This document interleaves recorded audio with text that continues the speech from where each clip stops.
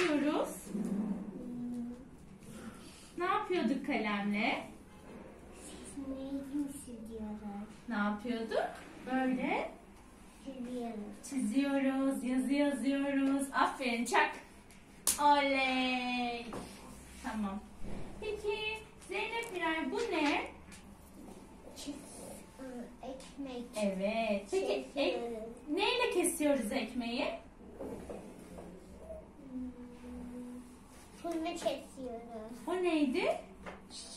Maksat. Hayır. Ne? Bir şey. Neydi bu? Bir kesme şeyi. Evet. Neydi? Bıçak. Evet. Çak. Ekmeği bıçakla kesiyoruz. Aferin sana.